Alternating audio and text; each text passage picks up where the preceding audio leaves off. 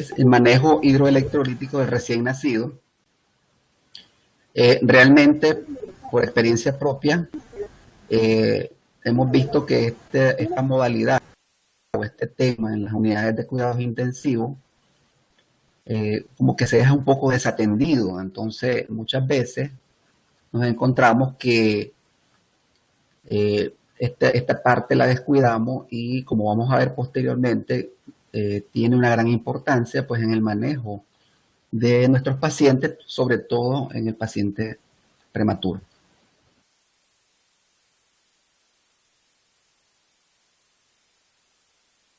A rasgos generales, ¿verdad?, podemos considerar de que el manejo inadecuado de los líquidos y electrolitos en los primeros días van a desarrollar un papel fundamental en algunas patologías como son la hemorragia intraventricular, enterocolitis necrotizante, conducto arterioso persistente sintomático y la displasia broncopulmonar. También, no solamente en esto, pues hemos visto también por experiencia propia que muchos pacientes que tienen mal manejo de líquidos y electrolitos también tienen edema cerebral, que esto posteriormente dificulta más el tratamiento y su evolución en la unidad de cuidados intensivos.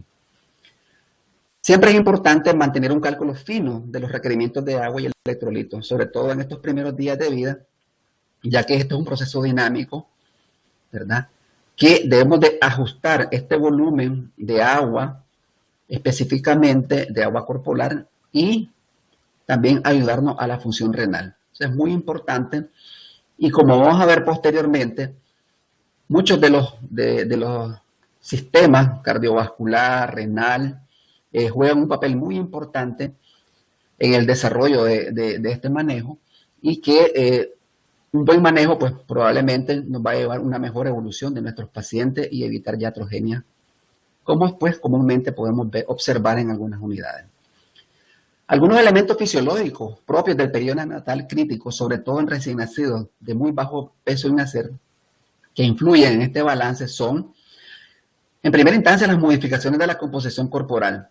Ya sabemos que un recién nacido prematuro tiene muchas modificaciones corporales, o sea, demasiadas modificaciones que hace que perjudique este tipo de balance o este tipo de actividad. También la función renal, ¿verdad?, es una de las cosas importantes que debemos de considerar al hacer un buen manejo de balance de líquido.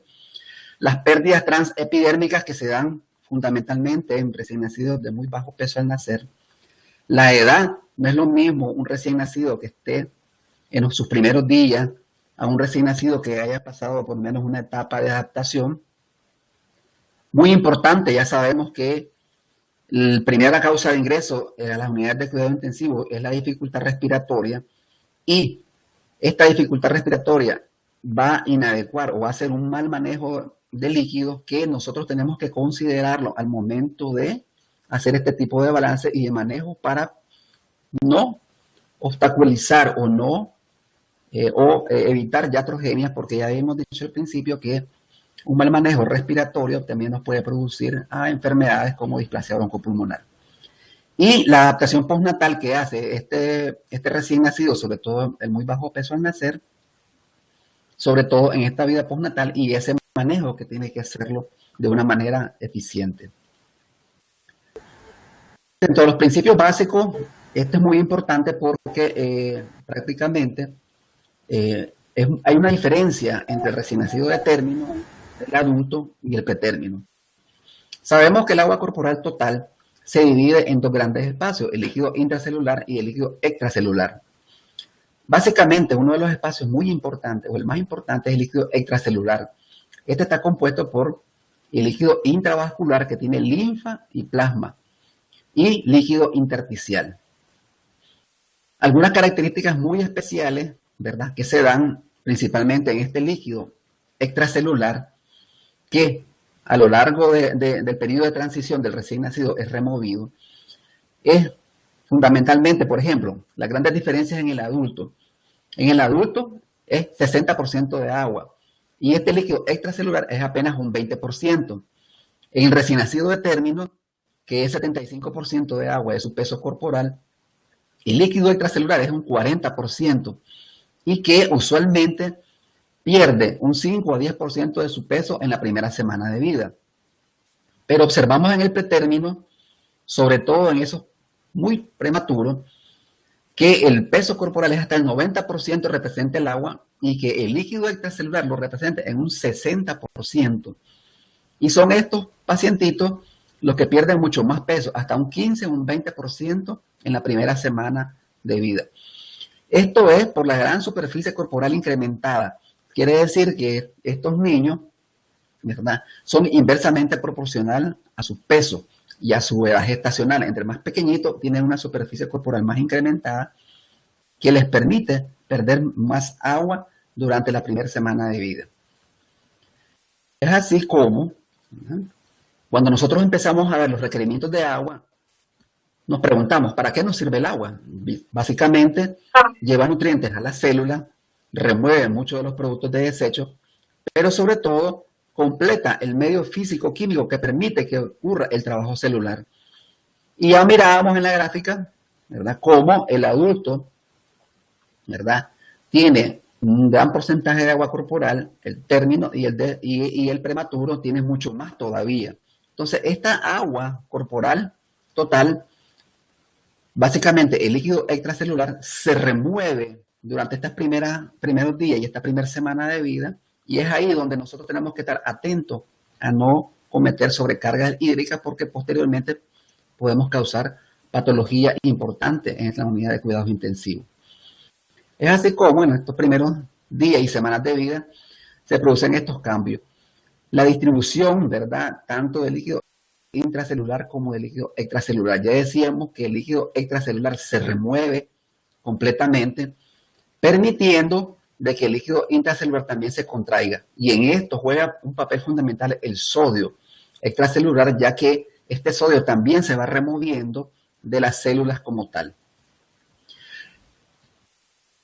Es así como, al observar un poco la composición corporal a diferentes edades gestacionales, observamos cómo, por ejemplo, la gran diferencia entre un recién nacido de término a un recién nacido de entre 24 o 28 semanas.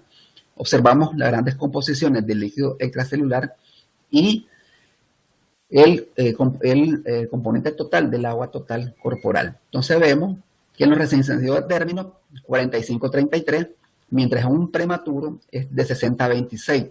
Entonces, este líquido extracelular es el que juega un papel fundamental en el manejo adecuado de líquidos y electrolitos en nuestros pacientes.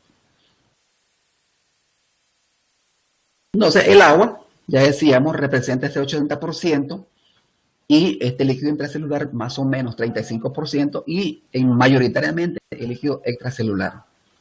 Estos prematuros, ¿verdad?, tienen esta expansión aguda de este líquido extracelular, lo que resulta en un desplazamiento, ¿ya? Nosotros ya hemos conocido por fisiología de que cuando se mueve un catión, en este caso el sodio, arrastra agua. Entonces, si se contrae el líquido extracelular, pues probablemente se vaya a contraer el líquido intracelular. Y esto sucede en los primeros días de vida, que posteriormente vamos a ver cómo se le denomina en qué etapa. Y aquí tenemos una gráfica, ¿verdad?, cómo tenemos el agua corporal total, vemos el feto, tiene una gran cantidad de agua, y cómo se va contrayendo poco a poco esta agua extracelular y se incrementa un poco el agua intracelular hasta que en el periodo final ya lleva una composición igual a la del adulto. Entonces es muy importante que tengamos este concepto muy claro, que el niño recién nacido de término o pretérmino tiene más agua extracelular, que ésta se contrae y que el agua intracelular va a empezar a difundirse a través de la célula y posteriormente también va a difundir el sodio como el principal catión acompañante. Dada la importancia de esto, nosotros debemos de tomar en cuenta que los requerimientos de agua se basan específicamente en todos los sistemas que detallamos a continuación. Por ejemplo, los pulmones deben inhalar aire. Entonces tenemos que tomar en cuenta, si un paciente tiene dificultad respiratoria, los requerimientos de agua para manejar bien, adecuadamente, esta dificultad respiratoria. La circulación cardíaca y pulmonar cambia completamente cuando nace nuestro paciente o ya está en la vida extrauterina, ya vamos a ver cómo. Los riñones deben de comenzar a funcionar para regular los líquidos y elementos químicos del cuerpo y excretar los desechos. Y el aparato digestivo debe comenzar a procesar alimentos y excretar los residuos. El hígado y el sistema inmune deben comenzar a funcionar de forma independiente. Entonces estamos viendo cómo prácticamente toda la economía sufre, ¿verdad?, este periodo de transición y los requerimientos de agua tienen que irse basados en todos estos aspectos fisiológicos. Esta es una gráfica de lo que hemos estado hablando, cómo el agua disminuye rápidamente al nacer y cómo se va distribuyendo posteriormente, ¿verdad? Ya dijimos que pasa de un 45% a un 30% del peso corporal, sobre todo en los primeros meses de la vida. Son 3 meses hasta llegar pues a los requerimientos o a la composición de la vida adulta. En esta modificación de la composición corporal, ya decíamos básicamente de pérdida de sodio. Es por esta razón que en los primeros días de vida se considera fisiológico mantener un balance hídrico negativo que permita esta contracción del agua extracelular. Entonces, esto es uno de los aspectos muy importantes, no apresurarnos y esperar que esta contracción fisiológica se dé. Si nosotros tratamos de corregir en estos primeros días este balance negativo, entonces tenemos el riesgo de tener sobrecarga de líquido y las consiguientes complicaciones que hemos mencionado, sobre todo complicaciones respiratorias, a nivel de cardiovascular, enterocolitis, etc. Entonces, desde el punto de vista cardiovascular, observamos un poco, ¿verdad?, de la circulación extrauterina. En este periodo, la mayor parte del flujo, ¿verdad?, pasa del lado izquierdo a través del foramen oval. Esto pasa del lado izquierdo al lado derecho. Un tercio de la sangre que ingresa a la aurícula derecha no fluye a través de este foramen y se queda básicamente acumulada en el lado derecho del corazón y que fluye básicamente a la arteria pulmonar.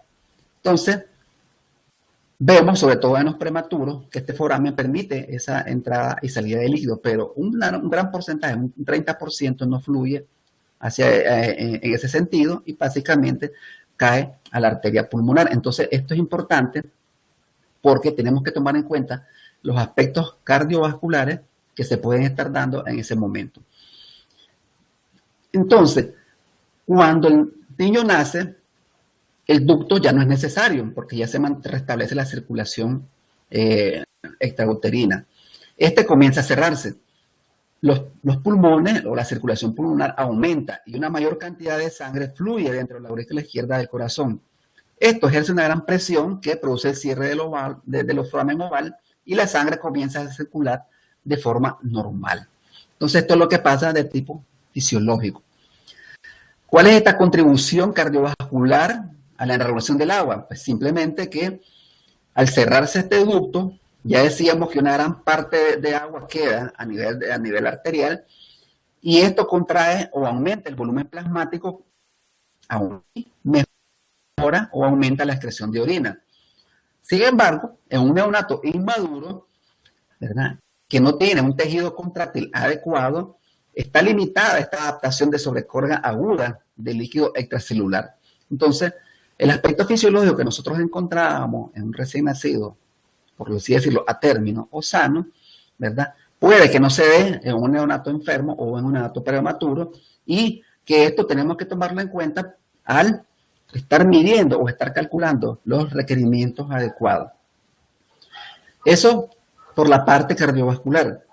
Ya hablando un poco estrictamente de la parte renal, ¿verdad?, aquí es donde juegan muchos factores importantes, ¿verdad?, que debemos de conocer y que han cambiado últimamente la forma de ver o de manejar al recién nacido. Entonces, se dice que en los últimos 25 años esta percepción del riñón ha cambiado radicalmente, ¿verdad?, que pensábamos que era un órgano muy limitado. Sin embargo, Sabemos que este órgano, a pesar de que puede estar muy inmaduro, puede mantener un rol de homeostasis muy adecuado y hacer un crecimiento rápido, somático, en este periodo crítico de la vida. O sea, lo que antes pensábamos de que nuestros pacientes no lo podían hacer, realmente sí lo están haciendo. Entonces, esto ha cambiado un poco y vamos a ver algunas situaciones pues que hemos observado o que hemos estudiado y que se ha revisado y que se ha estado en boga pues actualmente sobre cómo es el funcionamiento renal. Entonces, decíamos que hablamos un poco sobre lo que era la parte cardiovascular y estamos hablando un poco ahorita, vamos a hablar un poco de lo que es la parte renal.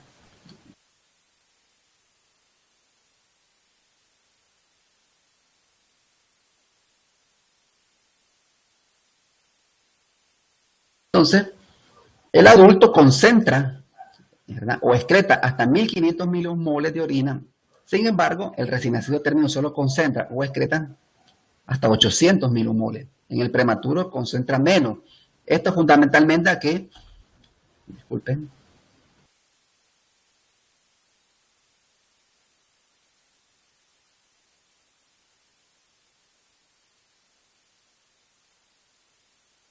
fundamentalmente, ¿verdad? Porque la función tubular, hay un rápido incremento, ¿verdad? Hablamos un poco también de la filtración glomerular en el útero. Esta se incrementa rápido en las pocas horas. Perdón, si estamos ahí un poco...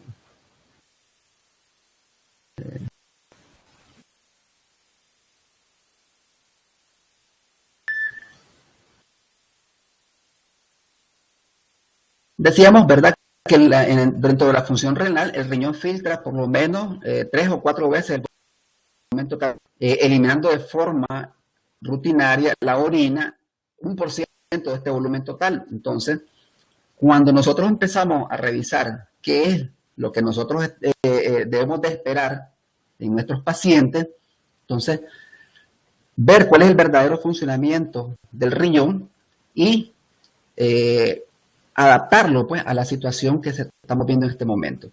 Entonces decíamos, ¿verdad?, que el riñón es prácticamente un riñón que tiene o tiende en 24 semanas de gestación, el riñón se correlaciona estrechamente a las semanas como tal. Sin embargo, en el recién nacido muy bajo peso nacer, hay una baja filtración glomerular para inmaduro y está muy limitada la capacidad de dilución, especialmente en la concentración de la orina como tal. Esto es importante porque cuando empezamos a revisar por qué o qué está pasando en nuestro prematuro, entonces estamos observando algunas alteraciones. Entonces ya decíamos anteriormente que el adulto concentra una gran cantidad de orina, el recién nacido una menor cantidad, pero el prematuro concentra mucho menos. Esto básicamente es porque la concentración de urea y la filtración glomerular está muy baja. Sin embargo, ¿verdad? ¿Cómo hace el riñón para regular el agua? Básicamente, pues, hablando un poco de la fisiología, encontramos que las nefronas se completan básicamente entre las 34 y 36 semanas de edad gestacional.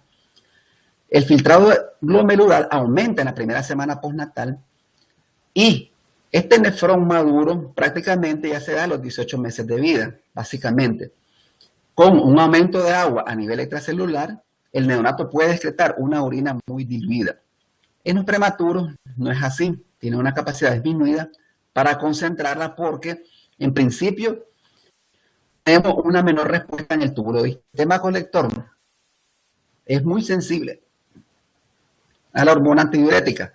La asa en gel es más corta y hay una baja concentración de urea intersticial como tal. Esto hace que el recién nacido sea muy vulnerable a la contracción extracelular y tenga una hipertonicidad como tal. Entonces, si nosotros empezamos a dominar un poco más lo que es la parte de fisiología, entonces estamos viendo de que en el prematuro, sobre todo, estamos con un sistema colector muy pobre y estamos con una sensibilidad a la hormona antidiurética también muy pobre. Entonces, decíamos, ¿verdad?, de que el riñón filtra 3 o 4 veces el volumen total del agua. Esto es eliminado en forma de orina, aproximadamente y unos parámetros muy importantes como son que el valor normal de la diuresis tiene que concentrarse entre 1 a 5 mililitros por kilo hora. La oliguria la definimos entre 0.5 a 1 mililitro por kilo hora y la anuria cuando completamente tenemos menos de 0.5 mililitros por kilo hora. La densidad urinaria, como decíamos, la falta de capacidad de concentración es de 1008 a 1012 con una osmolaridad urinaria entre 270 a 290. Y es así como, teniendo esta base a nivel renal, nos damos cuenta, por ejemplo, que los líquidos de mantenimiento, como por ejemplo la leche materna, contienen aproximadamente 21 miliosmoles de soluto y requieren hasta 60 mililitros de peso corporal, ¿verdad?, para excretar una orina isotónica como tal. Entonces, muy importante a la hora de hacer nuestros cálculos. Cuando el niño no se alimenta de la leche materna y le damos una fórmula a base de leche de vaca, esta concentración de soluto es hasta 2 veces mayor, como tener más agua libre para excretarse como orina isotónica. Es ahí como la importancia de alimentar a nuestros pacientes con leche materna, porque esta va a tener una mejor variación en la cantidad de soluto y un menor requerimiento de agua como tal. Vemos que esta tasa de filtración, ¿verdad?, es baja cuando está intrauterinamente nuestro paciente, pero se incrementa rápidamente a las pocas horas después del parto, pues porque hay un flujo sanguíneo renal aumentado, ya decíamos que aumenta la presión arterial y incrementa la permeabilidad glomerular como tal. Un neonato a término y sano es capaz de variar su excreción de agua de acuerdo al ingreso en un corto periodo de tiempo. O sea que ellos pueden variar todas estas situaciones si nosotros estamos suministrando mucha cantidad o poca cantidad de agua. Entonces, por eso que necesitamos afinar muy bien todos estos principios para poder lograr de que este neonato tenga una adecuada excreción de agua, evitar sobrecarga hídrica y evitar daño. Y es así como la tasa de filtración glomerular se eleva en forma logarítmica en relación a la edad concepcional, es decir, la edad gestatal, y en forma independiente a la edad postnatal. O sea que a medida que el niño va aumentando sus días de vida, observen en la lámina cómo va aumentando la capacidad de filtrar, o sea, la capacidad de filtración glomerular.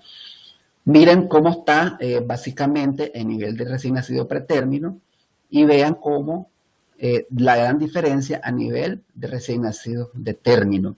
Entonces vemos a medida que el niño va aumentando de vida, pues va aumentando su capacidad y la gran diferencia que hay entre el de término y el pretérmino. Después del parto tenemos un rápido incremento en la actividad, fundamentalmente del ATP-ASA, o sea, la bomba sodio-potasio, y del número de unidades en la membrana vasolateral de la célula. Esta actividad nos sirve básicamente para aumentar la capacidad del riñón para reabsorber sodio en los primeros días y semanas después del parto. Ya vemos cómo los prematuros tienen esta capacidad muy limitada para excretar sodio y al mismo tiempo no retienen sodio tan efectivamente como los neonatos de término. Es ahí donde el prematuro juega un gran papel fundamental, ¿verdad?, en el manejo de líquidos y electrolitos. Hablando un poco de las hormonas a nivel renal, tenemos el sistema renina-angiotensina. Este sistema hace una disminución del volumen plasmático, hay una disminución del gasto cardíaco, disminución de la presión arterial y disminuye la excreción de orina y la disminución del sodio hacia el nefrón como tal. El riñón produce la renina-angiotensinógeno, ¿verdad?, que se convierte en angiotensina 1 y después angiotensina 2. En los prematuros, el sistema renina-angiotensina madura al inicio de la gestación y tiene sus altos niveles de hormonas, pero no tiene una respuesta adecuada a la aldosterona. Ya decíamos, ¿verdad?, que esta respuesta inadecuada del riñón, pues, condiciona retención hídrica o mal manejo hídrico y electrolítico y el paciente puede tener algunas consecuencias. Entonces, algunos prematuros, por ejemplo, que están en restricción de sal, pueden exagerar este estímulo al sistema renina-angiotensina y puede ocasionar daño o sobrecarga hídrica como tal. Pasando a la hormona antidiurética, que es otra de las hormonas a nivel renal, básicamente es controlada por células llamadas hormoreceptores y los barroreceptores. Las primeras, ¿verdad? Los hormoreceptores son áreas especializadas del hipotálamo. Y la DHT es una hormona que se almacena básicamente en la hipófisis posterior en el cerebro. El llamado síndrome de secreción inapropiada, ¿verdad?, de hormona antidiurética, en este caso la hipoglemia ocurre más a menudo de lo que lo reconocemos en las unidades de cuidados intensivos. Esto condiciona insuficiente cantidad de sodio en los líquidos endovenosos que condicionaría a un incremento de esta secreción inapropiada de hormona antidiurética, originando retención de sodio o hiponatremia. Es así como los prematuros aumentan la ADH en respuesta al incremento de la ingesta de sodio para retener sodio y mantener la tonicidad como tal. Y básicamente este es uno de los grandes descubrimientos de hace poco, ¿verdad? Las aguapurinas, que son las encargadas de la concentración de la orina. En estos últimos años, prácticamente 10 años, se puso en evidencia que el transporte osmótico de agua en el nefrón obedecía básicamente a un epitelio tubular dependiente de canales de agua o acuaporinas. Las acuaporinas se dividen en varios grupos. Entonces, las número 1 están alojadas a nivel de los glomérulos o el túbulo proximal, que cuando nacen, estas aparecen. Las acuaporinas 2, 3 y 4, pues están a nivel de los túbulos colectores, y también son las que se encargan de regular la ADH y la oxitocina. Pero ¿cuál es la importancia de estas acuaporinas? O sea, ¿por qué básicamente tenemos que mencionarlas como parte del proceso del líquido electrolito? Pues básicamente en estos últimos años, ¿verdad?, o en este año, estas han sido las responsables de muchas enfermedades y la regulación que hace en el riñón. Entonces, este señor Peter Agri recibió el premio Nobel de Química en el 2003 por descubrir estas acuaporinas.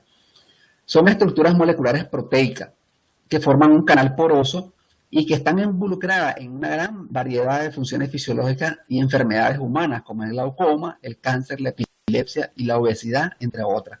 Entonces, la alteración de estas acuaporinas a nivel renal nos puede condicionar a este tipo de enfermedades, pero también nos pueden alterar las funciones fisiológicas como tal. Existen de dos tipos: canales selectivos de agua y canales transportadores de glicéridos. Recordemos que antes hablábamos, ¿verdad?, de los canales de agua, ¿verdad?, como tales, pero no sabíamos exactamente qué era. Entonces ahora ya se ha descubierto que son las acuaporinas las que producen, ¿verdad?, este tipo de fenómenos. Y básicamente cuando se observa la gran distribución de estas acuaporinas o estos canales de agua como tal, vemos que están ubicadas en el cerebro, en el ojo, en el corazón, en el pulmón, en el hígado, intestino, en la vejiga, en los tejidos adiposos, en la piel, páncreas, etcétera. O sea, están por todos lados y básicamente estas condiciona enfermedad en algunos pacientes. Entonces, la diabetes mellitus de tipo 1, ¿verdad? Entonces, ya por medio de las acuaporinas como tal. Y como decíamos anteriormente, el cáncer y los efectos fisiológicos que se producen a nivel renal y que también pueden condicionar alguna patología como tal. Entonces, hablando un poco, ya hablamos un poco de la función cardiovascular, empezamos a hablar un poco del riñón. Entonces, veamos un poco qué cosa es el balance hídrico. Básicamente, son los ingresos, que son la ingesta de combustible, hidratación, etcétera, más los productos de crecimiento celular. En este caso, el agua metabólica es muy importante, que en el recién nacido de término puede llegar entre 5 y 7 ml por kilo hora, pero en el 20 mililitros por kilo hora, respecto a los egresos, que son los solutos, urea, ácido, ¿verdad?, que se producen a nivel riñón, las pérdidas por piel y las pérdidas de CO2 a nivel pulmonar y la S. Entonces, un balance adecuado indica ingesta, ¿verdad?, los ingresos más el agua metabólica, restado a las pérdidas obligadas de agua más el crecimiento celular. Entonces, esto sería un esquema básico, ¿verdad?, de cómo tendríamos que ser un balance como tal. Vamos a ir viendo, pues, algunos aspectos también importantes del balance que nos van a ayudar a ir definiendo cómo vamos a hacer una correcta medición. Entonces, el balance hídrico básicamente son los ingresos menos los egresos. Los ingresos, ya decíamos, vía oral, agua metabólica, menos de 5 a 7 en prematuro.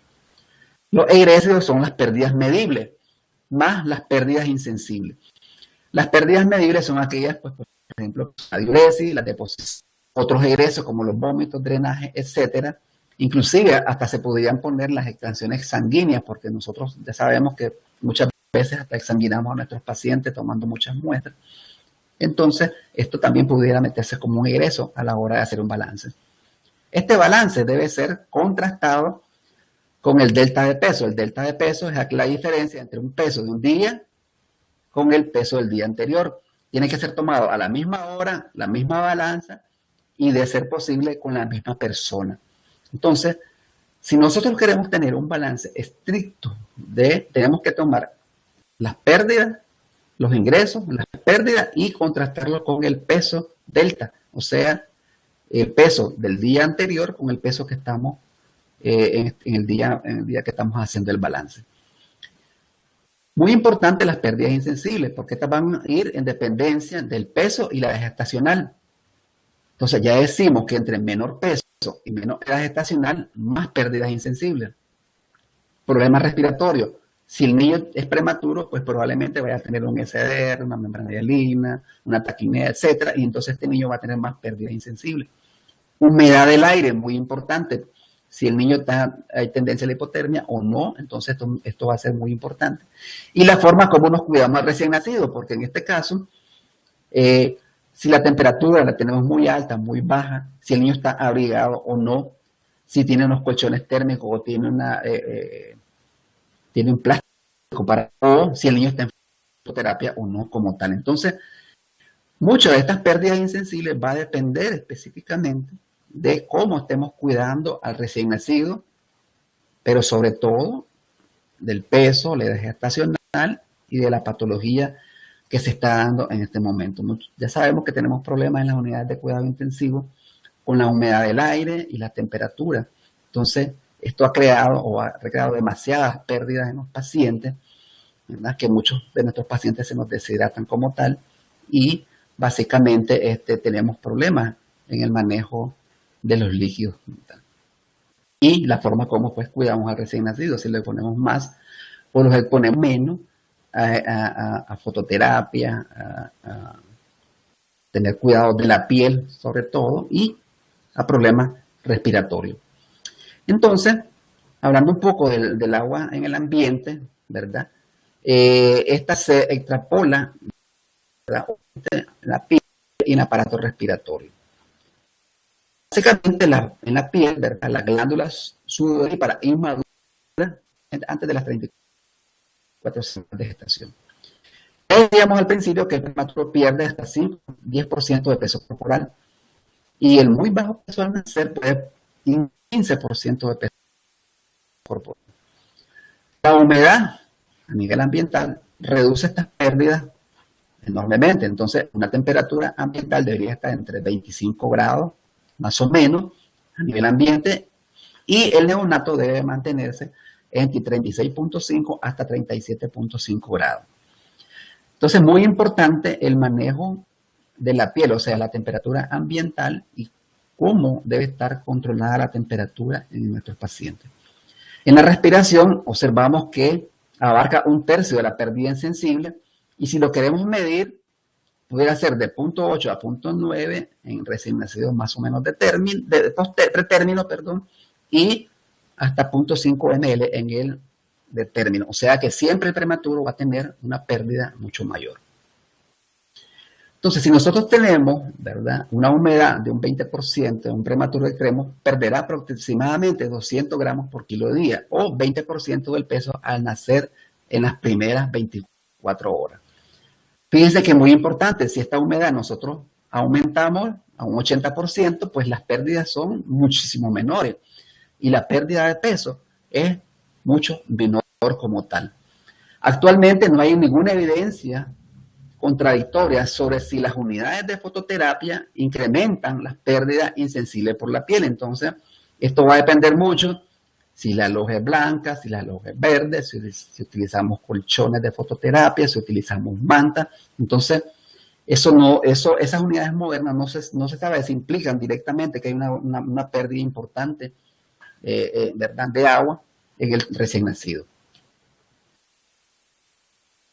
Y mientras en las fototerapias tradicionales, en aquellas grandes fototerapias donde tenemos la luz blanca, ¿verdad?, que son un poco más artesanales, que probablemente son las que tenemos en la mayoría de nuestras unidades de cuidado intensivo de países pues subdesarrollados. Esto aumenta de 13.6 hasta 16.5 gramos por metro cuadrado por hora. Entonces, esta pérdida es una gran cantidad. Entonces, muchas normas neonatales decían pues de que si un niño estaba en fototerapia, pues teníamos que dar agua adicional para que este niño no se deshidratara y no perdiera tanto peso. Entonces, y es lo que decimos, pues, que si la pérdida insensible aumenta un 20%, pues debíamos de incrementar un poquito más la terapia con líquido hasta 0.35 litros por kilogramo durante la fototerapia con luz halógena. Entonces, ustedes valorarán en determinados momentos qué tipo de luz tenemos en nuestras unidades, si son modernas o no, y esto va a influir enormemente en el paciente a la hora de medir las pérdidas insensibles como tal. Y aquí, ¿verdad?, ya para hacer para aterrizar un poco y no estar pues diciendo si tenemos tanta humedad o no, entonces hemos diseñado este cuadrito donde tenemos las pérdidas insensibles. Los valores normales pueden ir de 0.5 hasta 2 mililitros por kilo hora. Ya decíamos que en el de término, pues 0.5 y en el pretérmino hasta 2 mililitros por kilo hora. Entonces, si tenemos un prematuro de 750 gramos a 1000 gramos, ya vemos cómo la pérdida de agua promedio anda en 64 ml por kilo. Y esto lo hacemos por día. Y 2.6, pues, si lo hacemos por hora, llegando al término, ¿verdad?, o un pretérmino tardío, ya vemos cómo las pérdidas pues van disminuyendo. Y entonces esta es una buena aproximación de cómo podemos calcular las pérdidas insensibles como tal.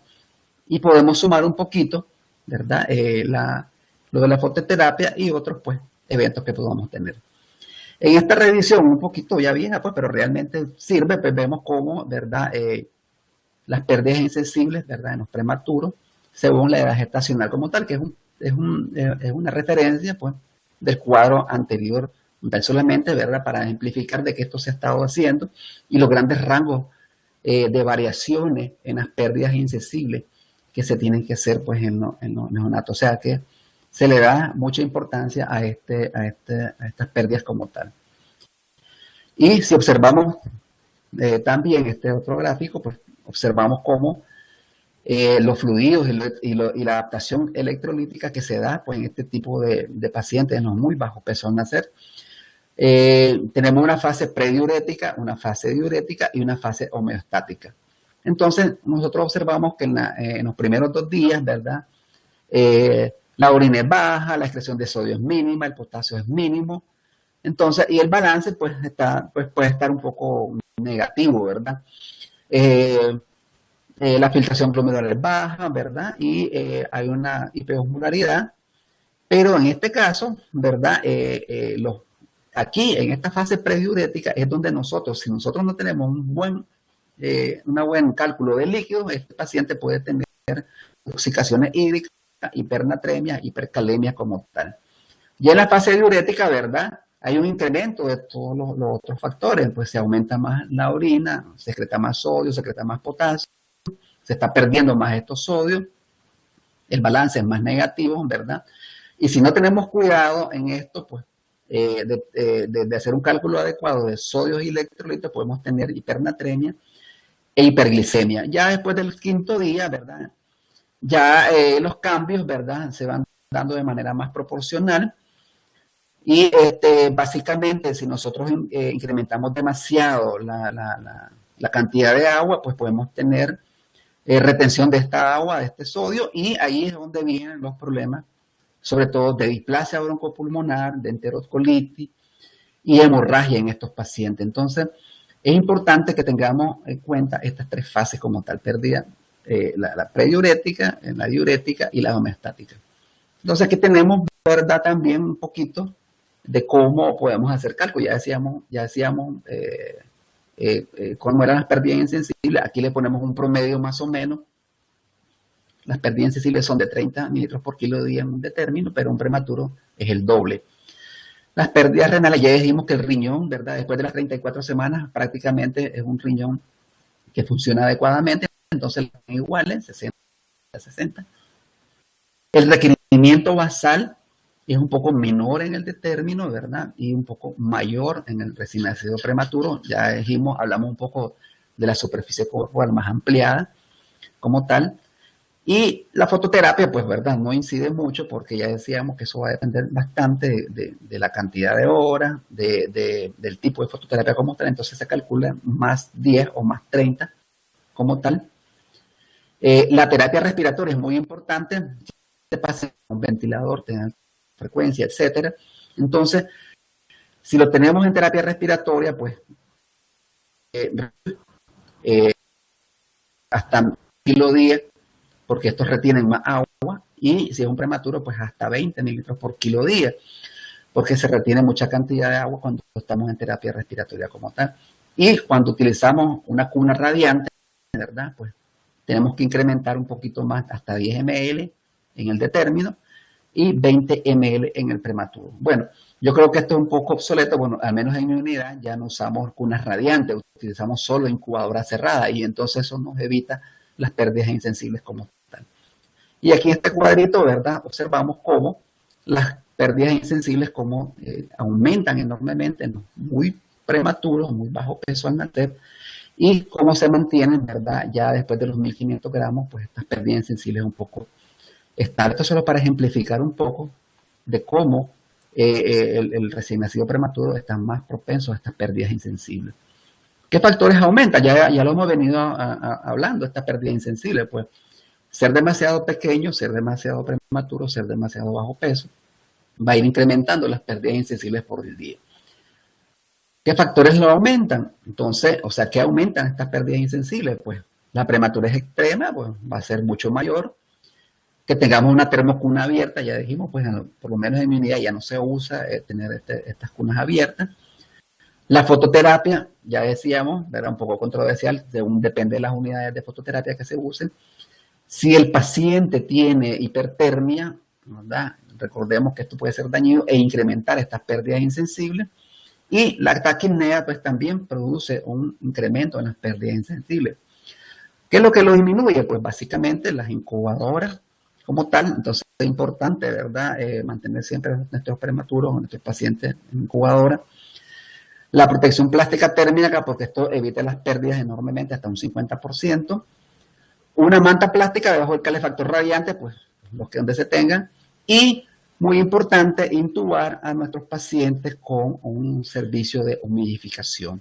Ya sabemos que además de que, ¿verdad?, puede tener consecuencias nefastas, administrar aire seco en la vía respiratoria, pues también aumenta o incrementa las pérdidas insensibles como tal.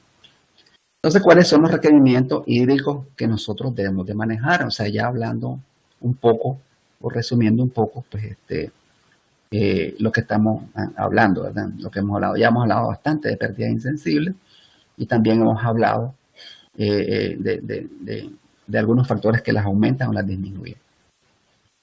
En los primeros días, lo fisiológico es tener un balance negativo.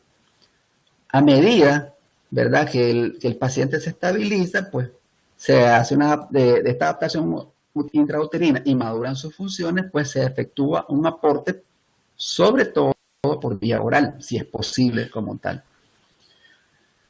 La importancia en los primeros días es reemplazada por la relevancia que adquiere el aporte nutricional y la evaluación del crecimiento como tal. O sea, que un buen balance en estos primeros días, ¿verdad?, va a ser muy importante desde el punto de vista nutricional y en el crecimiento de este paciente.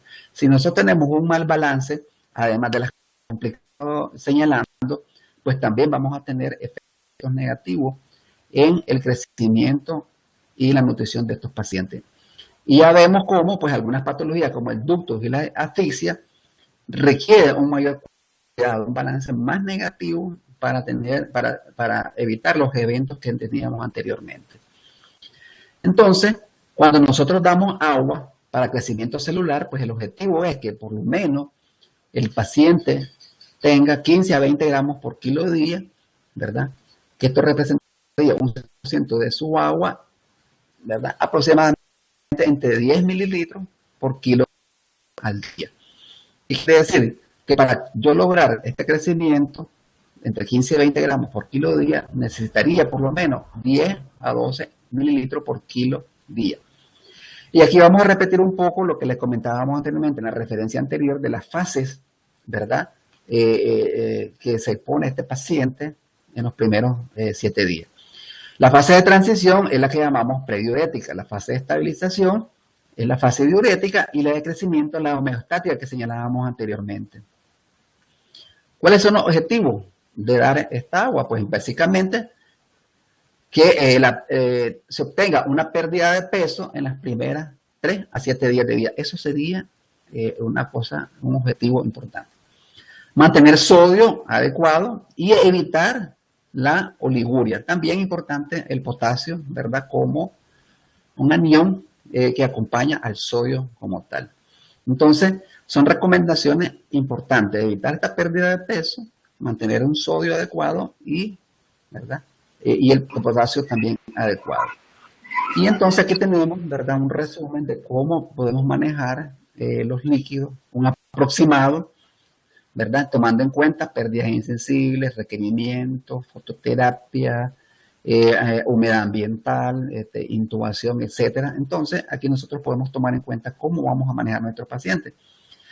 Ya vemos que entre menor peso, pues los requerimientos son mayores, ¿verdad? Y pues inversamente, pues los que tienen mayor peso, pues son un poco menores. Entonces, nosotros vemos más o menos el volumen de líquidos que tenemos que ir administrando en nuestros pacientes como tal. Entonces, un esquema, un cuadrito práctico que podemos mantenerlos en nuestras unidades y que podemos, pues, ¿verdad?, establecer.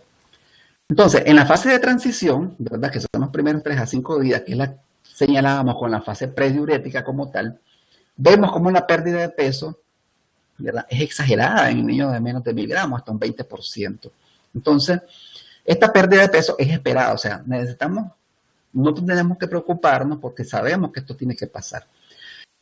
Entonces, la ingesta de líquido va a estar en proporción a esa pérdida. Entonces, entre 80 y 120, de 1000 a 1500 y un poquito más en el menos de 1000 gramos.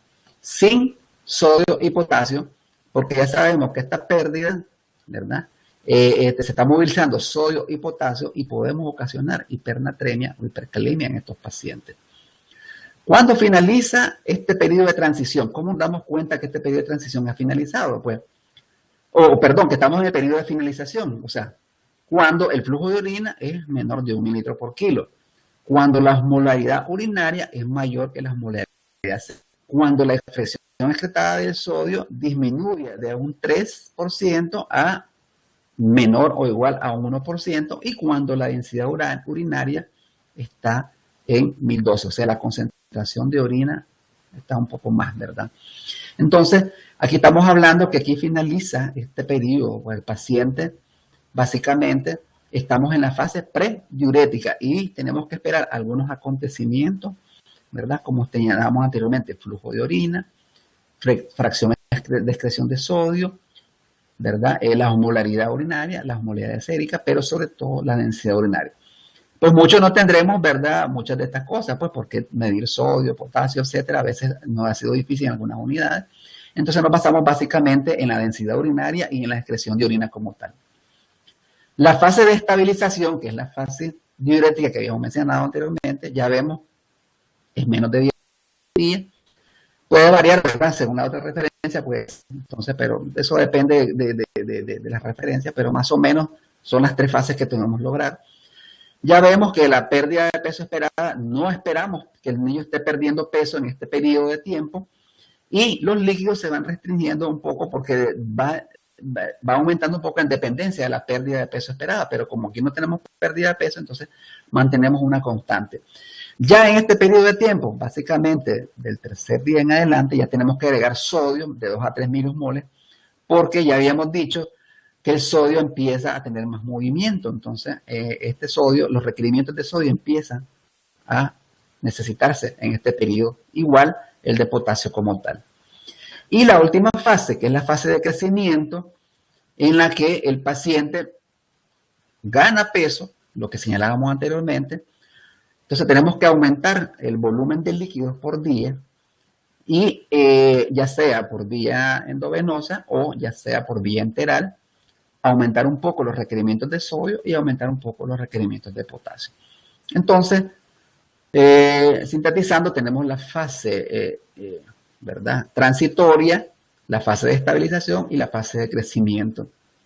En esta fase, en la primera perdemos peso, en la segunda se mantiene el peso y en la tercera se tiene que ganar. El seguimiento que tenemos que dar, bueno, básicamente, ¿qué es lo que tenemos que hacer? Y si hay personal de enfermería, pues también vamos a tener que auxiliarnos mucho de ella. Mínimo peso diario, una vez en el día o 2 veces en el día, ¿verdad? Pero a veces es muy imposible, entonces pues por lo menos diario. Entonces, de hecho, en algunas unidades, por ejemplo, de mi país, no usamos el peso diario, pues se usa hasta casi 2 días. Entonces, esto es inadecuado, pero bueno, algunas limitaciones, todos tenemos limitaciones. ¿Por qué decimos que los cambios en el agua? Ya decíamos, el balance era los ingresos y los egresos contrastados con el delta de peso. Entonces eso refiere cuánto el niño está perdiendo o no de agua como tal. La diuresis pues debe ser monitorizada al menos cada 6 u 8 horas, y el mínimo que tenemos que ver es que tenga 0.5 ml por kilo, preferiblemente de cerca a 1 a 3 mililitros por kilo hora. Útil, muy utilísimo, digamos, el sodio y un potasio basal en los primeros días posparto, pues. Ya que esto pues nos va a indicar que posteriormente en la fase de recuperación o en fase de seguimiento, entonces el paciente cómo va a estar su sodio y así calcular electrolitos a requerimiento. Una elevación de sodio indica deshidratación y una disminución de sodio pues indicaría sobrehidratación. Entonces por eso es importante tener un sodio en potasio basal y después estar haciendo valores diarios de sodio, potasio y creatinina para monitorizar este sodio y este potasio y ver si el paciente está o no adecuadamente hidratado. Pues ya decíamos, ¿verdad?, los valores que tenemos que hacer. Inicialmente ya sabemos que la creatinina tiende a elevarse en los primeros 2. Obedece más bien a la creatinina materna y que esto pues no debemos de tomarlo en cuenta, sino que por lo menos hasta después del tercer día o las 48 horas más o menos nos va a indicar, ¿verdad?, el verdadero valor de la creatinina en nuestros pacientes como tal. Entonces, este sería el seguimiento de un balance adecuado como tal. ¿Cómo debemos de supervisarlo, verdad? Pues obviamente medir estas pesadas diarias para estimar este déficit de líquido en los recién nacidos. Ya decíamos que los recién nacidos de término, pues un 3% de su peso, una pérdida acumulada de un 10% en la primera semana de vida. Ya los prematuros van a aumentar un poquito más su pérdida de peso diario y un porcentaje acumulado, un 20% en la primera semana de vida. Esto es en la fase prediurética o en la fase de transición, ¿verdad? Y la ganancia la vamos a observar en la primera semana de vida. Básicamente, cuando esta ganancia observemos que va en incremento, pues debemos de restringir un poco estos líquidos para no sobrecargar a nuestro paciente. O sea, no nos debemos de alegrar que el paciente esté subiendo de peso rápidamente, sino que todo pues con medida, y entonces esto puede indicar que el paciente está restringiendo, está sobrecargándose de líquido como tal. Entonces, Que un paciente suba de peso en los primeros 7 días, pues no sería fisiológico y ameritaría una corrección adecuada de fluidos como tal. Entonces, muy importante, ¿verdad? Estos aspectos, porque básicamente aquí es donde nosotros hacemos el monitoreo hídrico, sobre todo, y el monitoreo posterior, ¿verdad? Con electrolitos. Ya decíamos, ¿verdad?, que sería útil el sodio isérico y medir una osmolaridad plasmática, ¿verdad?, para valorar el estado de hidratación. Ya sabemos que los valores de sodio tienen que estar en un rango aceptable, 135 a 145. Una hiponatremia con pérdida de peso sugiere que hay una depresión de sodio y requiere sustitución de sodio. Pero si la hiponatremia se asocia con aumento de peso, sugiere que estamos dando demasiada agua y que tenemos que restringir esta agua como tal. Si tenemos una hipernatremia, pero el paciente tiene pérdida de peso, sugiere que estamos deshidratados. Entonces necesitamos corregir este sodio, esta hipernatremia, pero en un periodo de 48 horas. Tiene que ser muy lento. Y si la hipernatremia está con aumento de peso, entonces es indicación de una restricción hídrica como tal. Entonces, vemos mucho la importancia del sodio. Entonces, hasta aquí pues hemos dado, ¿verdad?, algunos tips. Yo sé que es bastante un poco, no confuso, sino que requiere mucha fisiología, mucha fisiopatología. Y entonces, pero el balance es muy importantísimo. Si nosotros hiciéramos esto adecuadamente, pues muchos de los pacientes pues no se nos complicarían y pues tendríamos un mejor pronóstico en estos pacientes. Muy importante, ¿verdad?, el peso en estos pacientes, valorar las pérdidas insensibles como tal y sobre todo hacer un buen balance para evitar pues las condiciones pues, que habíamos mencionado anteriormente. Entonces, estamos abiertos pues a algunas preguntas que quieran hacer, un comentario.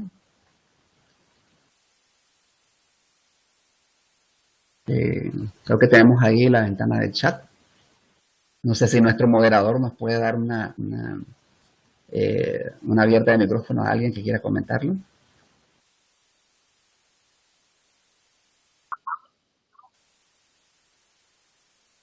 Muchas gracias, doctor Marco Rivera. Bien, bueno, para comentarles de que pueden activar sus micrófonos. ¿Me escuchan, verdad? ¿Alguna pregunta? Porción en la parte izquierda, anterior a su nombre, pueden activar sus micrófonos si tuvieran alguna pregunta o alguna consulta para poder aclarar el tema que está, a mi parecer, muy, muy entendible, bastante proporcionada. Vamos, lo mencionaba el doctor Marco Rivera, de que para poder entender los requerimientos de líquidos y electrolitos en la UCI neonatal tenemos que conocer mucho de fisiología, mucho de fisiopatología, contar sobre todo no los requerimientos en funciones fisiológicas teóricas, sino tangibles en función del peso, en función de la edad gestacional, teniendo en cuenta vemos las etapas de transición durante la primera semana de vida, los requerimientos de líquidos principalmente. Si alguien tiene una pregunta, Alejandro Rodríguez, veo que tiene el micrófono activado. ¿Alguna sugerencia? ¿Algo que deseen profundizar?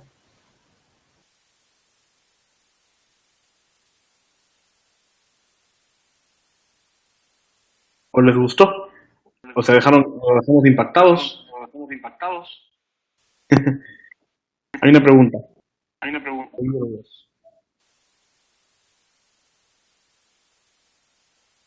Bueno, Eddie Río pues, nos pregunta de que para el cálculo del líquido aportar con qué peso debemos trabajar, con el peso de nacimiento o con el peso diario. Esto es importante. Entonces, cuando nosotros establecemos la fase de transición, la fase de estabilización y la fase de incremento, entonces es muy importante estar trabajando con el peso diario. ¿Por qué? Porque si tenemos un prematuro de 1.500 gramos, ya sabemos que este prematuro nos va a llegar en los primeros 3 días a 1.200 gramos. Entonces, si nosotros trabajamos con el peso del nacer cuando hacemos los requerimientos hídricos, entonces podemos sobrecargarlo como tal. Entonces tenemos que estar tomando en cuenta cuánto ha perdido de peso nuestro prematuro en ese momento y en base a eso hacer los cálculos adecuados. Siempre y cuando tomando en cuenta en qué fase nos encontramos, en fase prediurética o de transición, en la fase de estabilización, que no debería de perder peso, o en la fase de crecimiento, que es donde sí debemos de incrementar el peso. Entonces, muy importante de que el peso que se vaya a tomar en cuenta va a ser el peso que estamos midiendo en el momento que hagamos el cálculo como tal.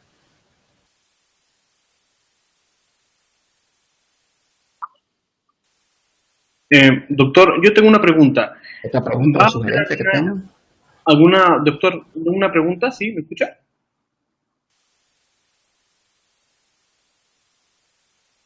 Doctor Rivera, ¿me escucha? ¿Alguna inquietud? ¿Alguna confusión que no se haya? Sobre todo la parte renal es bastante difícil, ¿verdad? Porque se involucra en muchos aspectos. Entonces, pues, María Soledad nos dice pues, que en México nos dice que sí es recomendable el peso cada tercer día. Nosotros no lo recomendamos cada 3 días. Porque, pues, cada 3 días, pues, por peso, ya sea abruptamente y el paciente no. Entonces,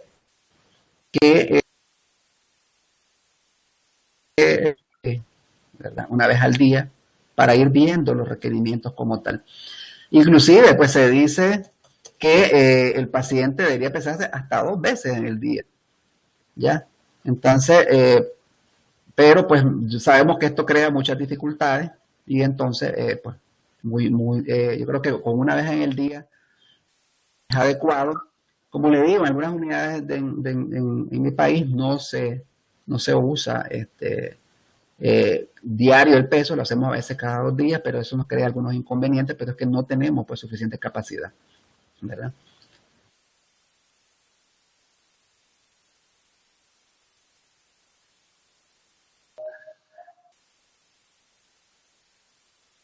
Sí, sí, ¿verdad? Aquí nos tenemos una pregunta de que nos dice que si hay una implicancia si el recién nacido término se considera el peso en nacer durante los primeros 3 días. Pues probablemente tal vez no sea muy significativo, ¿verdad? Como tal, porque es un recién nacido de término. Las pérdidas de peso en ese periodo son pocas.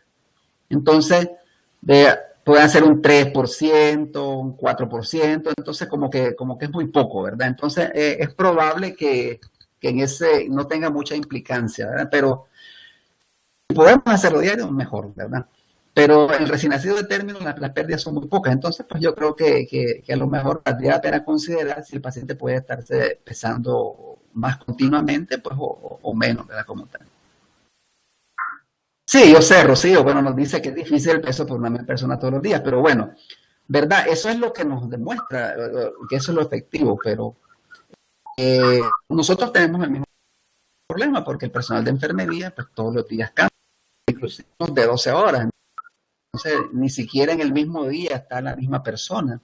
Entonces, pero estamos dando la pauta de lo ideal, ¿verdad?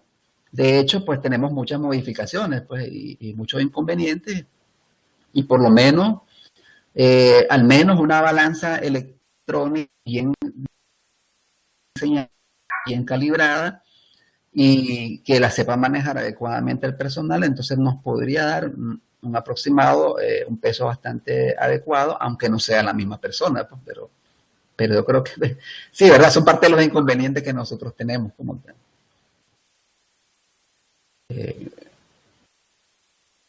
¿Otra duda, otra inquietud?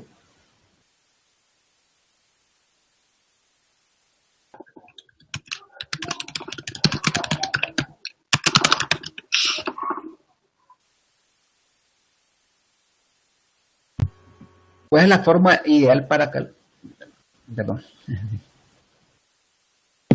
Bueno, aquí teníamos que se nos saltan unas preguntitas en el chat, ¿verdad? Por eso es que dice, ¿cuál es la fórmula ideal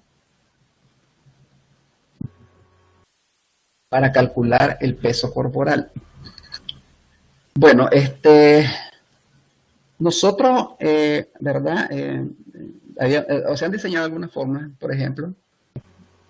En este caso, en el prematuro,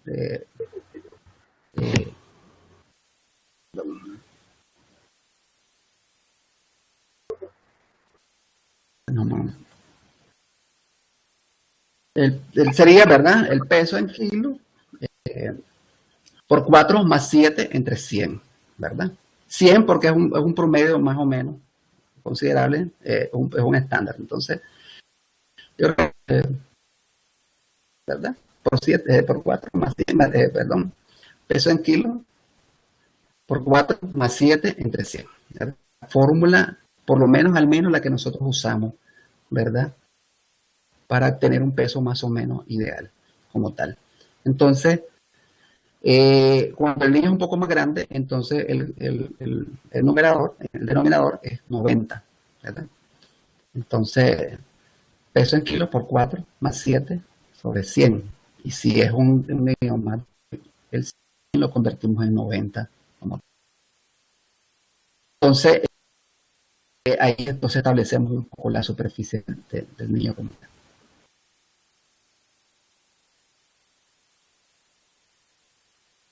Otra pregunta.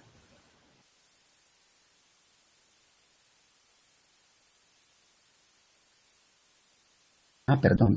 Dice, me disculpo.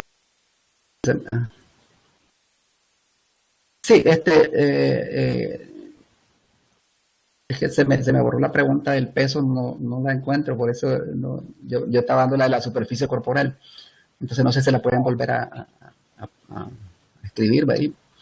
Entonces nos dice Eddie que es una forma práctica para el cálculo de las pérdidas insensibles. Pues yo diría que en el prematuro muy extremo, 60, ¿verdad? Y en el ir disminuyendo, tal vez unos 5 o 10 veces por cada semana de gestación, hasta llegar a 30 en el recién nacido de término, ¿verdad? Entonces, pero así una fórmula práctica, pues nosotros lo que hacemos es establecemos esas tablas, las tenemos copiadas en nuestra unidad, inclusive en nuestro balance ya diseñado, las ponemos en la parte de abajo como pie, ¿verdad?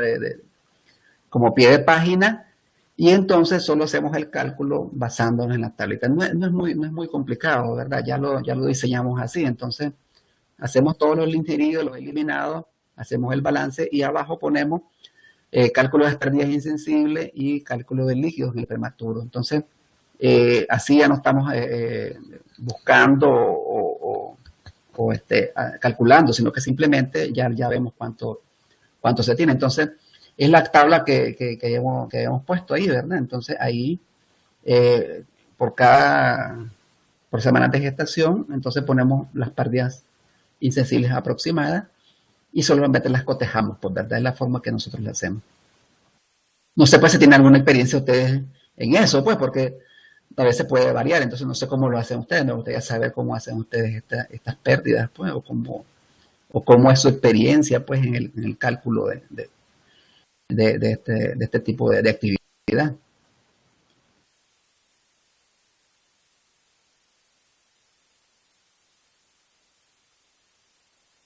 O si tienen otra pregunta al respecto, pues,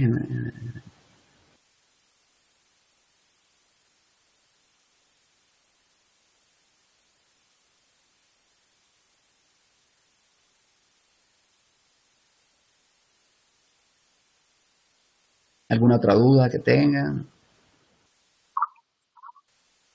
Muy buenas noches. ¿Me pueden escuchar? Doctor, ¿me puede escuchar?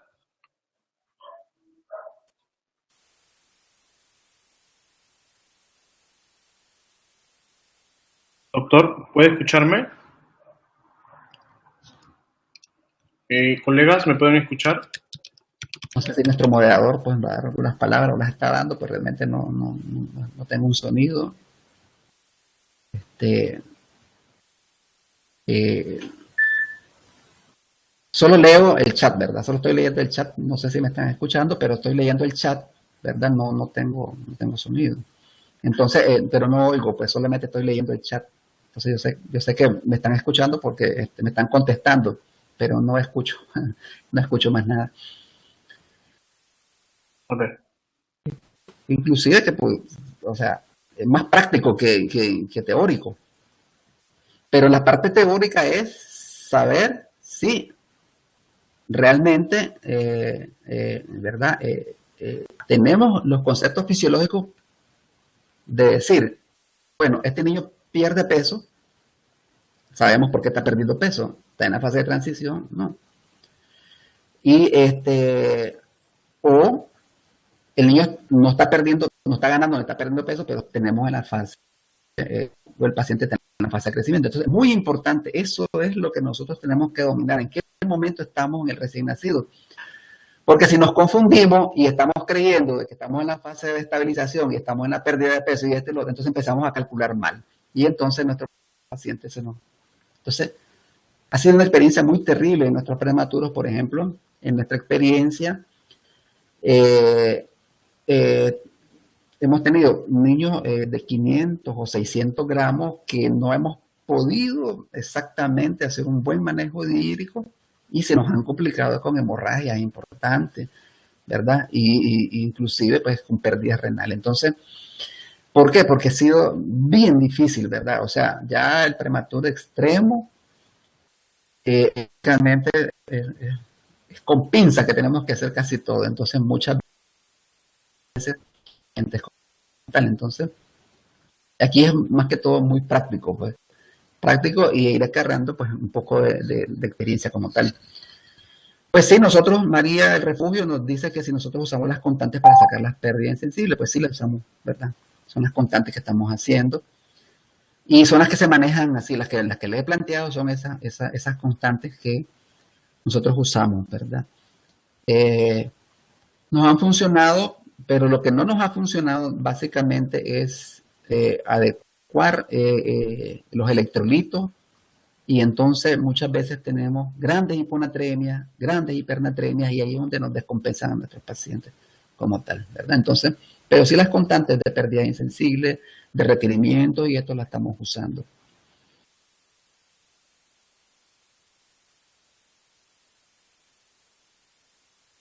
Bueno, no, ¿verdad? Hay muchas, Bertín Cortés nos dice de que pues para calcular pérdidas insensibles, pues hacen una fórmula. Nosotros antes así lo hacíamos, ¿verdad? Antes así lo hacíamos, pero dejamos de usarlo porque pues teníamos algunos inconvenientes, sobre todo en los niños de menos de 1000 gramos, ¿verdad? Entonces, mirábamos, teníamos a veces hasta 3 niños, 4 niños de 1000 gramos y hacíamos las mismas, inclusive nosotros no lo hacíamos con 700, lo hacíamos con 600, lo hacíamos un poco más restringido. Y entonces, pero observábamos que teníamos mal manejo, entonces mejor decidimos establecer constantes, ¿verdad? Constantes ya definidas en la literatura, y pues, si salen en la literatura es porque ya tienen un grado de evidencia, entonces nosotros las decidimos aplicar y creo que nos ha ido un poquito mejor. El problema ha sido ahorita con los electrolitos, la osmolaridad sérica, la osmolaridad plasmática, osmolaridad urinaria, calcular tasas de filtración glomerular y sobre todo cuando el paciente lo tenemos en alimentación parenteral, entonces ahí aumenta un poco más el manejo en electrolito. Entonces, todavía no hemos llegado a concretar muy bien, ¿verdad? Porque realmente es bastante difícil. Esto, como decía anteriormente, es algo un poco desatendido, ¿verdad? A veces en algunas unidades, pues, se hace, pero no se le toma, por ejemplo, una importancia similar a como cuando el paciente tuviera en ventilación mecánica. Por eso me llama la atención porque a veces, por ejemplo, decimos, sí, hacer el balance, ¿verdad? Pero estamos más pendientes del ventilador, que no se sature la gasometría, etcétera, y el balance está quedando ahí como solamente un requisito y de repente el niño está totalmente sobrecargado, sobrehidratado, con hemorragia, con hiponatremia, etcétera, y entonces el paciente se nos está descompensando más, ¿verdad? María Soledad nos da otra fórmula, dice que pues, el peso por 4 más 9 entre 100 por por 400 en 24 horas trabajadas. ¿Ves? Entonces, yo sé que pues hay bastante fórmula. Siempre he dicho, ¿verdad?, que usemos lo que nosotros nos esté funcionando. Nosotros en algún tiempo no nos funcionaban algunas cosas, entonces las empezamos a quitar. Nos está funcionando mejor esto, entonces la estamos empezando a usar. Entonces, así vamos, pues, ¿verdad?, avanzando y evolucionando. Si usted cree que le funciona bien, pues, adelante, ¿verdad?, y no tenemos problema, pues, entonces, muy bien. Pero bueno, mi intervención en este caso es poner, pues, la evidencia mejor posible que hemos recopilado, pues, ¿verdad?, o que hemos leído como tal. Entonces, yo se las expongo, pues, y allá ustedes, pues, si quieren implementarla como tal. Pero siempre hemos estado muy atentos a lo que es las pérdidas insensibles, porque eso es lo que más nos sobre los electrolitos, que tenemos serias deficiencias a veces y en las interpretaciones. Y ustedes saben, pues, que también estar muestreando diariamente a un paciente, pues, también crea grandes inconvenientes y, pues, muchas veces los dejamos desapercibidos, pero cuando ya logramos hacerlo, ya el paciente lo tenemos un poco mal. Entonces, es un trabajo tenue, diario y continuo como tal, ¿ya? Muy buenas las intervenciones, me gustaría pues seguir viendo o más preguntas, pues, o cómo observan ustedes, qué problemas tienen, cómo manejan esto, ¿verdad? Porque puede variar, ¿verdad? Mucho de nuestra formación, por ejemplo, en mi país, Nicaragua, ¿verdad? Muchos especialistas en neonatología tienen una escuela mexicana, ¿verdad? Y traen muchos de estos conocimientos. Y después vamos modificando en dependencia de cómo, pues, revisemos un poco la literatura, ¿verdad? Entonces,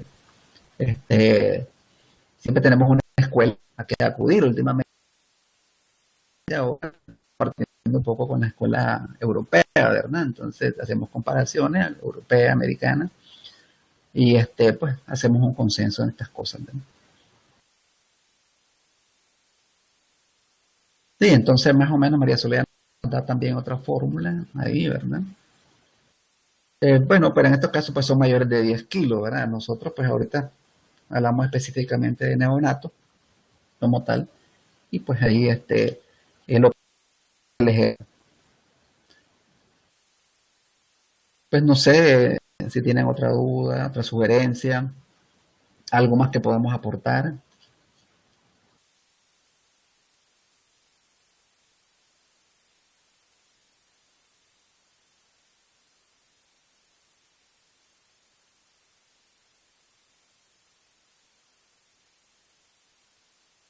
Desconocemos por qué, ¿verdad? Hubo tanto problema técnico ahorita. Solamente puedo leer, no escucho nada, ¿verdad? Pero bueno, creo que sí hemos dado un mensaje, ¿verdad? Porque por todas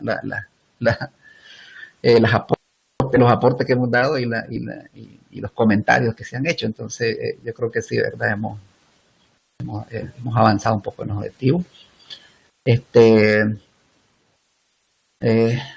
Gracias, Eider, ¿verdad?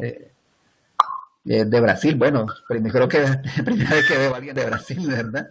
Y pues me agrada eso. Y Bertil, gracias, ¿verdad? Muy buena participación. Eddie también, muy buena participación. Y gracias, María. Voy a Eddie, ¿verdad? Nos está aportando más todavía, más aporte, entonces podemos ir dando ahí mayor calidad. Ya les anticipo, ¿verdad? En próximos viernes, ahí cuando vamos a anunciarlo, voy a dar trastornos insuficiencia respiratoria en el recién nacido, otro tema muy interesante. Vamos a tratar de profundizar un poquito en algunos aspectos, sobre todo en los conceptos, ¿verdad? Entonces, ese es el tema que voy a tratar posteriormente. Y pues, ya de antemano, ¿verdad? Espero tener esta misma afluencia de colegas y pues irnos preparando un poquito, ¿verdad? Sobre en el tema de lo que es la insuficiencia y la dificultad respiratoria en el recién nacido. Esa va a ser nuestra próxima ponencia y ahí se lo vamos a ir más o menos programando, ¿verdad? Como tal. Entonces, muchas gracias, buenas noches y como siempre es un gusto estar aquí compartiendo con ustedes. Muchas gracias, doctor Marco Rivera. Nuevamente, para agradecerle la excelente participación. Como siempre, estamos a la expectativa de las conferencias, de las ponencias que usted que nos ha brindado durante todo este tiempo, todo el año pasado, el transcurso de este año. Bueno, hemos reactivado, para todos los que no nos conocen, todavía hemos reactivado las conferencias en vivo por sugerencia de muchos de los colegas que ya nos han venido siguiendo a través de estas redes sociales de la Red Latinoamericana de Pediatría y Neonatología. Yo les agradezco también a todos, aquellas personas que han participado el día de hoy. Muchas personas tampoco han podido entrar. Lamentablemente, nuestra sala virtual contempla a 30 personas por sesión. Estamos trabajando a través de las membresías que se están realizando para poder adquirir una sala con más amplitud y de esa manera puedan entrar más personas. Nuevamente, para las personas que deseen tener el certificado de esta semana y de todas las semanas anteriores y futuras, pueden asociarse primero como miembros de la Red Latinoamericana de Pediatría y Neonatología, y de esta manera pueden recibir ustedes no solamente el certificado del día de hoy, sino también de las anteriores semanas, de las futuras semanas, y recibir además conferencias adicionales, tanto del doctor Marco Rivera como de quien les habla, y además de los demás profesionales que están trabajando dentro de la Red Latinoamericana de Pediatría y Neonatología. Esperamos su participación en los próximos viernes. Todos los viernes estaremos haciendo las videoconferencias. Entre los lunes y los miércoles de cada semana se publicará el tema. El miércoles, jueves y el mismo viernes se sigue publicando el link de acceso a la sala de conferencias. Es esta misma sala de Animating. Si hay algún colega que quiera realizar su registro como miembro o ya se ha registrado, recuerden que los alumnos que ya están registrados como miembros no deben volver a hacerlo porque ya solamente es un solo registro, es un solo pago anual que equivale a todas las semanas que van a poder ingresar a la sala de conferencias y realizar el examen. Para poder asociarse como miembro se realiza un pago de $30 que equivale a todo el año de conferencias. Pero para recibir el examen, para recibir este certificado, tienen que realizar el examen que se encuentra dentro de la plataforma que se le da al miembro de la red. Si desean ingresar a la página para poder asociarse, pueden ingresar al link que les estoy colocando. Me están escuchando, ¿verdad? Sí me escuchan, ¿no? Sí. Muy bien. Les estoy colocando entonces el link para que ustedes puedan ingresar a la página. De esa manera ustedes pueden el examen va a estar activado toda la semana, de viernes a viernes. El examen va a estar activado de viernes a viernes para que ustedes puedan resolver el examen, todas las personas que deseen. Bueno, creo que Marlene, usted no ha realizado el examen la semana pasada, creo que acabo de ver ahorita. Si ya lo realizó, por favor, notifíquelo para poder entregarle el certificado de la semana pasada, porque usted sí ingresó la semana pasada, pero he visto que no, ya. Entonces vamos a revisarlo. De todas maneras, ya les notifico a los demás colegas que deseen ingresar. Pueden notificar por el chat para poder estar pendientes, pero les dejo la página para que ustedes accedan y de esa manera puedan certificarse, como les digo, no solamente en el tema del día de hoy que nos ha proporcionado el doctor Marco Rivera, sino también de las semanas anteriores y de las siguientes semanas, que también va a participar el doctor Marco Rivera, la doctora Gabriela Dávalos Luque y el doctor Ángel Rojas Jiménez de Venezuela. Son los otros miembros de la Red Latinoamericana de Pediatría y Neonatología que también estarán compartiendo sus conferencias todos los viernes a través de este medio. ¿Algún colega que va a realizar su registro como miembro? ¿Que no lo ha hecho antes?